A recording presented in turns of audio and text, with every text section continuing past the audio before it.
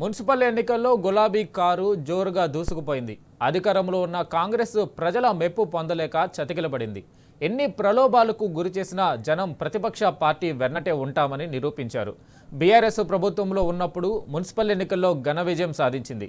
కానీ ఈసారి కాంగ్రెస్ అధికారంలో ఉండి రేవంత్ కాలికి బలపం కట్టుకుని తిరిగిన తెలంగాణ సమాజం హస్తం పార్టీని బండకేసి కొట్టింది.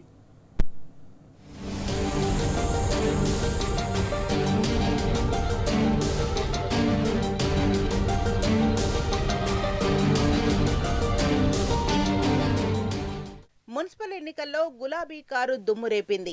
ప్రతిపక్షంలో ఉన్న తమది ప్రజాపక్షమేనని నిరూపించింది. మున్సిపల్ ఎన్నికల్లో కాంగ్రెస్ సత్తా ఏమిటో స్పష్టంగా తేలిపోయింది. 2581 వార్డులకు జరిగిన ఎన్నికల్లో 50% కంటే తక్కువ వార్డులలో గెలుపుతోనే సరిపెట్టుకోవాల్సి వచ్చింది. బీఆర్ఎస్ అధికారంలో ఉన్నప్పుడు అంటే 2020లో జరిగిన ఎన్నికల సమరంలో 95% వార్డులను గెలుచుకుంది. అప్పుడు ప్రతిపక్షంలో ఉన్న కాంగ్రెస్ పార్టీ పూర్తిగా చతికిలబడిపోయింది. అలాంటిది ఇప్పుడు హస్తం అధికారంలో ఉండి కూడా ఆశించిన ఫలితాలను చూపించలేకపోయింది. ఈసారి మాత్రం అధికారంలో ఉండి రేవంత్ కాలికి బలపం కట్టుకుని తిరిగినా తెలంగాణ సమాజం బండకేసి కొట్టేసింది.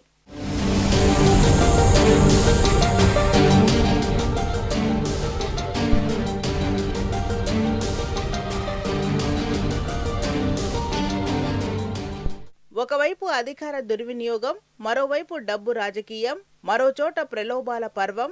ఎవ్వరెంత ఏకమై ప్రభుత్వానికి మద్దతుగా నిలిచినా తెలంగాణ ప్రజల ముందు హస్తం తెల్లముఖం వేయక తప్పలేదు. తక్కువలో తక్కువగా డిస్టింక్షన్ కాదు కదా, జస్ట్ పాస్ మార్కులే అన్నట్టుగా ఫలితాలు నిరూపించాయి. అధికారంలో ఉండి కూడా కేవలం 50% వార్డులను మించి గెలవకపోవడం కాంగ్రెస్ ప్రభుత్వంపై ప్రజల్లో పెరుగుతున్న వ్యతిరేకతకు నిదర్శనం.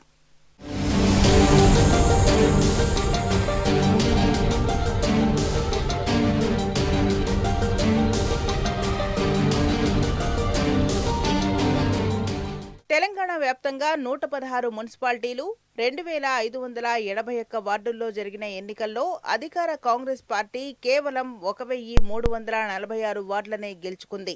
414 డివిజన్లలో కేవలం 176 డివిజన్లనే గెలుచుకోవడం హస్తం ప్రభుత్వ పనితీరుకు ప్రజలిచ్చిన సమాధానం.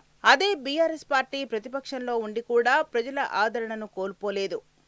723 వార్డులను ఏకపక్షంగా గెలుచుకుంది. మొత్తం 17 మున్సిపాలిటీల్లో గులాబీ జెండా ఎగరవేసింది. అధికారంలోకి వచ్చే అవకాశం ఉన్న 17 మున్సిపాలిటీల్లో హంగ్ ఏర్పడింది.